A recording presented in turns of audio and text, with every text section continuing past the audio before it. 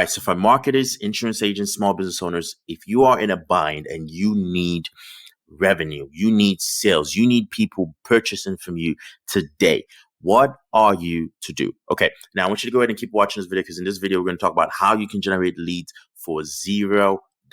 You heard me. $0. Okay, now in this training, we'll cover obviously how to generate leads for no money if you have no money. First, before we go ahead and get started, okay, if it's your first time, just go ahead and do me a favor and hit this subscribe button. There's a button somewhere on your phone. Okay, it says subscribe. Hit the button. Don't be scared of it. Hit that button. Okay. And don't forget to hit the like button as well, because obviously, as you know, you're going to like the content ahead of time. So just do me a favor. Go ahead and hit the like button. So let's go ahead and get started. Okay. So lead generation for $0, right? This is a big thing, especially if you're new to the industry, because let's say you are a B2B business or B2C business and you have a new idea that you want to put out there, right? You want to test your concept and you want to go ahead and see if your concept is actually worth investing money and investing time in. The last thing you can do, the last thing you need to do when you start a new idea or starting in a new business is throw $20, $40, $50,000 into the idea, because guess what? If it doesn't work, you just lost money. So what are you to do is basically you have to prove your concept, right? So this is a use case here is you have to prove your concept. And one of the ways in which you have to prove your concept is you have to figure out a way to get people to purchase from you without you actually having to invest money or invest large sums of money. Okay. Now, is it even possible? The answer is yes. It is possible to generate leads for $0, which means you're paying $0 to generate the lead.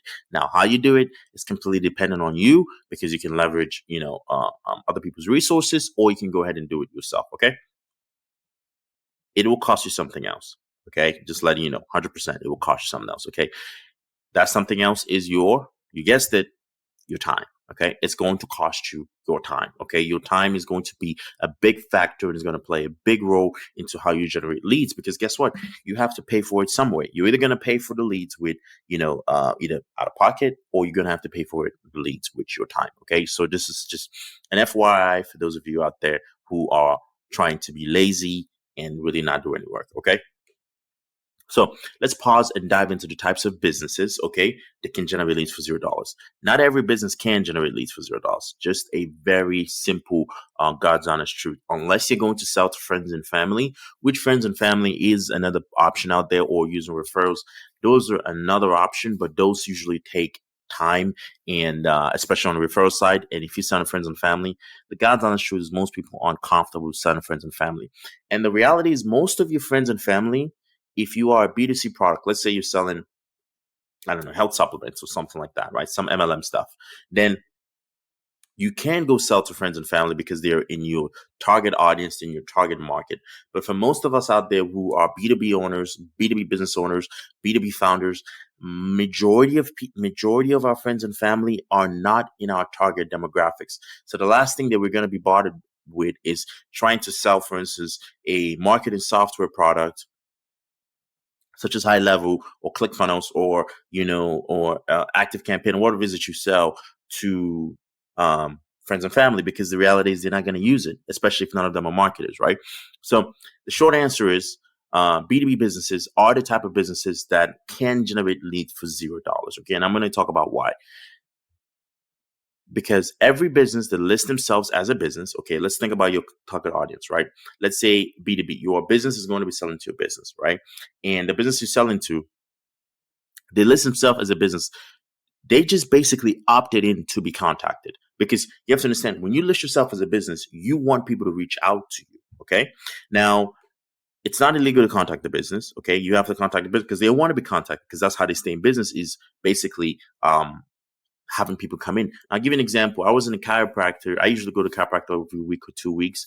And last time I was in a chiropractor, there was a young lady that came in, and I think she was selling like some machine or something. She was doing like more of like a door-to-door kind of deal. So she was kind of, it was a door-to-door deal. She came in, she was talking to the front desk saying, hey, talk to the doctor. Just tell him, hey, we do this, we do that.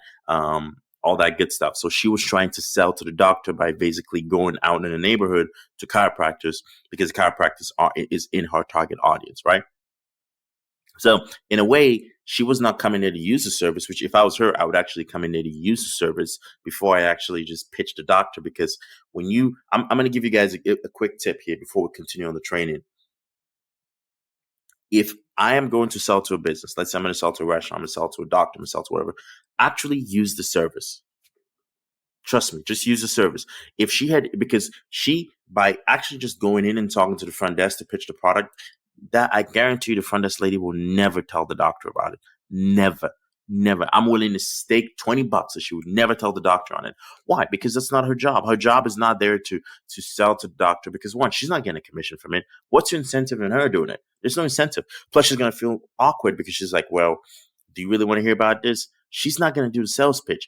Versus if you go out there and you use the service and you're like, you know what, man, you know why you're talking to the doctor? You're like, have you actually heard of this? And the doctor's like, what do you mean? What is that? Well, this is a product that helps chiropractors like service their clients better. Because here's the thing is, I'm a business owner. And knowing other business owners, we are the easiest to sell to. Because I'll be very honest with you, most business owners are the easiest sell. Because for you to be sold into an idea of starting a business, knowing that there's a zero likelihood that you might succeed. There's a 90-something% chance of failure, but you still went ahead and did it. How easy is it to sell to that person? It is so easy, right? Versus you have to understand something is if you are talking to the front desk or the receptionist, they did not take that leap to become business owners because they want that element of security. It's a lot harder to sell to the gatekeeper than it is to sell to the business owner. When you get in front of the decision maker, the person that originally founded the business, who started the business, they are so easy to sell to because you have to understand is they want things to help them move their business forward. They want things that's going to reduce their time and create their vision of their reality to be a success, right? And if you come in and you pitch in front desk, trust me, ain't nobody going to buy from you, okay? But you want to go ahead and be pitching straight up to the business owner, okay? So back to the point here is they just might get pissed off if you're contacting them to sell them. That's true. The front desk will get pissed off, right? But the business owner, not really. You have to be. It's amazing. I was talking to the big bookkeeper and the accountant team, and she's like, Emmanuel, what are you buying? I'm like, it's supposed to help my business. She's like, it has nothing to do with us. I'm like, yeah, but it says here that it does this. And she's like, well, you don't need it. That's how easy it is to sell to me. And it's so amazing where, because I have the YouTube channel is growing, I get a bunch of emails and it's so weird. And I'm saying this, don't email me, guys. Don't email me because I might buy it from you. Don't email me. Okay. Versus buy from them. Okay. So how do you find these businesses that basically want to buy and are ready to purchase your product? All right. You can try LinkedIn. Okay. You can go on LinkedIn and you can go ahead and search on there and, cold DM businesses, or you can use a scraping tool and get the email list. The main thing is I'm going to go ahead and talk about that as we continue the presentation. You can try LinkedIn. You can try Apollo.io. There are various lead scraping tools out there. There are various lead databases. You can find the lead database from anywhere. You can go on Google Maps and then just collect the email addresses manually from all of the listed businesses in your target demographic, right? If you're going to recruit insurance agents are basically another business. They're another form of a business. So you can go ahead and reach out to insurance agents, right? That is basically an element of B2B, right? Once you find these businesses, how many do you need in a list? I personally recommend, depends on how good you are on writing copy or how good you are on the phones. If you're going to cold call them, you basically either need, I'd say roughly, I personally don't like anything less than 5,000. This is me. I don't do anything less than 5,000. I need 5,000 to gather data. 5,000. We do 5,000 cold calls before we realize, okay, is this a success or not? We do 5,000 emails before we turn off a campaign. 5,000. Now, that's because my target audience, I have a database of millions. Okay. And yours, you might not. You might have, let's say you work in a small market and there's only 50 to 100 chiropractors there. Then that's 100. That's all you can do, right? That's pretty much all you have, right? How many should you reach out to? Like I said, it all depends on your list. Now, based off of me, we're sending 40,000 emails a month. Okay. That's because we have a huge database, right? If you are only 100 chiropractors or 100 insurance agents in your area or 200, you can probably just reach out to 10 a day or all 200 in a month, right? But the main thing is you need volume. You need volume. Now, how you reach out to them is what we're going to cover up in the next. How do you reach out to them? Like I said, it all depends on your list. Me having a list of thousands it makes no sense to call them unless I have a vast team, because it's going to cost a lot of resources to run through those numbers as far as cold call goes. So, give an example. We're a virtual assistant agency, and we have north of, I think, 30 VAs on staff right now. So I could put everybody on there and just say, hey, everybody, all right, let's go ahead and cold call this list to get the customers. I could, but basically the amount of money it's going to cost me to do that is enormous and insane. So based off of my list, it makes more sense to cold email them. I don't cold text them, because cold texting is, if you watch this previous video, there's a lot of texting laws that people don't pay attention to and will end up getting you in trouble, versus, if in the emails, just obviously people can always mark emails as, either disregard your emails and all that good stuff, right? But there's difference between text and emails, right? I personally prefer cold emails, right? Cold emails, because I have a huge database of people. You can cold text them. That does work. But I would personally just do a cold email. There's different cold email tools out there, Instantly, Optics.io.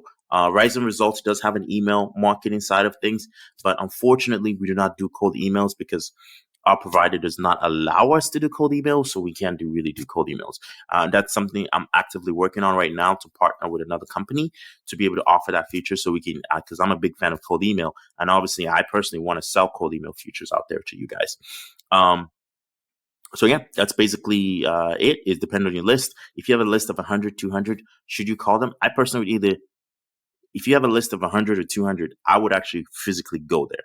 If you have less than 500 people to reach out to, physically go there and just say, hey, you know what? I'm going to go to 20 places per day, 20 of them per day. If you go into restaurants and you're only working in a 25, 30-mile radius, actually go meet them. If you have a list of 1,000 or 2,000, then cold call them. If you have a list of 100,000 or more, then you cold email. It all depends on how many people are in your list, okay?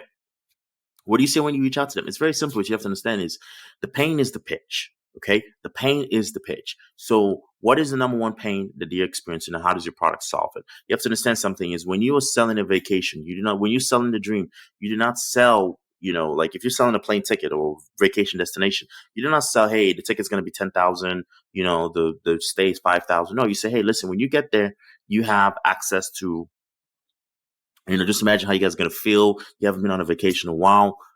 It all depends on what your product is, and and what you're supposed to be solving for them. But not every pitch is the same, because not everybody's pain points are the same. So this is where you actually have to watch a previous video I did on the LEAP formula, where you learn your audience, engage with them, adapt, and obviously position yourself, right? You use the LEAP formula, learn about your audience, okay? The LEAP formula is a very, very important formula, and it's one of the things that we use in our business to grow our business. I recommend you go watch that video. I'm still kind of working on the kinks on YouTube, guys. So, but at some point, there's going to be a link somewhere in this something somewhere to do something and do something, right? YouTube stuff. What are the results you can expect? Okay, what are the results you can expect? Now, here's the thing is, if you're going to cold email, cold call, cold text, cold DMs, whatever it is, I would say usually you expect about a 1% conversion ratio. 1%. I'd say 1%, because 1% is pretty optimistic if you ask me. So let's say you knock on 100 doors. Let's say cold email, for instance. Let's say you cold email 1,000 people, right? 10 of them might probably sign up. Depends on how good your copy is. Probably about 10 of them will book an appointment with you, or will be interested in learning more. You will generate interest off of 1%. And then what you convert off of that, it depends on you. If you're really good, you can close 40%, close 25%. But 1% will show interest, okay? So if I cold email 1,000, about 10 of them will. If I cold call 100 or 500,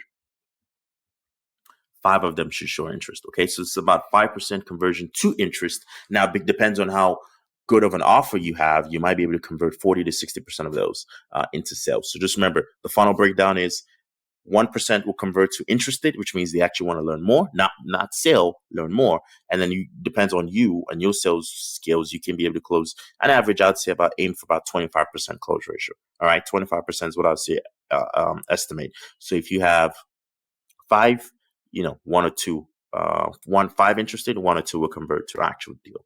Okay. When is the best time to get started? The best time to get started is now. I like to say, time waits for no man. Time waits for nobody.